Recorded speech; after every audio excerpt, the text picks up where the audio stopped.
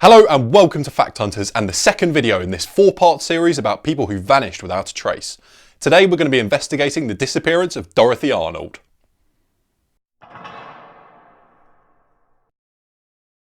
Dorothy Arnold was an heiress and socialite who lived in New York in the early 1900s. She was the head of an import company and her uncle was a Supreme Court justice. From a well-to-do family, she attended regular social events and cared for her mother who was in poor health. On the 12th of December, Dorothy left her home around 11 AM carrying a bag and her purse with no more than $25 in it. She told her mother she would spend the day shopping for an evening gown for an upcoming event. She was alone, although there was nothing unusual in this. A number of New York citizens remembered seeing her that day. She visited a sweet shop and a bookstore and bought things from both of them on the family credit. Plenty of people saw her during the day. She was a familiar face in the fashionable circles of New York and was dressed in the height of the fashion of the day. She ran into friends, including one Gladys King, who didn't notice anything out of the ordinary. Gladys is the last person who remembers seeing Dorothy. The only thing at this point that didn't add up was that she hadn't been to any of the dress shops she said she would be in. Now, the Arnold family were respectable figures in a society that feared scandal more than it would seem the welfare of their family. Incredibly, when Dorothy didn't return home, after making inquiries among her friends, they didn't contact the authorities. The family asked a young lawyer, John Keith, who was a friend of Dorothy's brother, to come and offer any advice. Keith searched her room for clues, finding nothing missing and nothing out of place. He did discover some burned papers in the fireplace, but they were damaged beyond being legible. John went around the local hospitals and morgues, but turned up nothing. Incredibly, 6 weeks went by before the Arnolds contacted the police. This was purely because they were trying to avoid any kind of public embarrassment. Some facts came to light during the investigation. Dorothy had recently submitted some work for publication which had been rejected, and her family had teased her about it. She had also been romantically involved with a man, George Griscom Jr.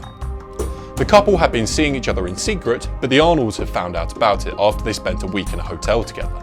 Dorothy's parents had forbidden her to see him again as they disapproved of him. The couple had continued seeing each other, last meeting towards the end of November before George set off to Italy with his parents.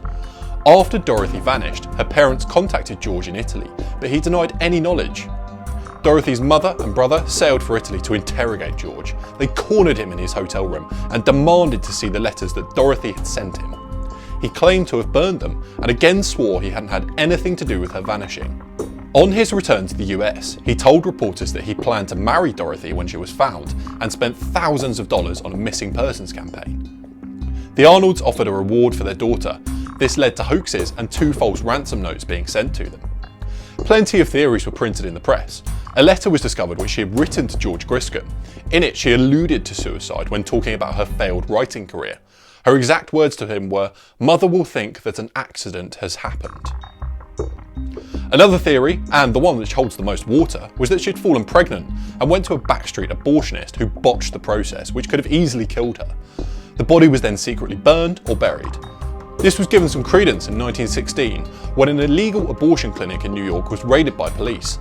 The clinic was responsible for the disappearance of dozens of local women, and the doctor who ran it testified to the district attorney that Dorothy Arnold had died during an abortion attempt and her body was burned in the furnace.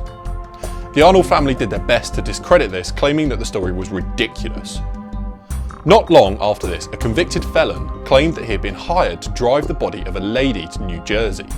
He was told that she had died during an operation and they needed to get rid of the body. He was told she was Dorothy Arnold, and he was able to identify a signet ring that the corpse wore. He claimed to have buried her in the basement of a house, but when police excavated the house, they found no evidence of human remains. No evidence was ever found to corroborate any of these claims. It's likely they were made just to get media attention.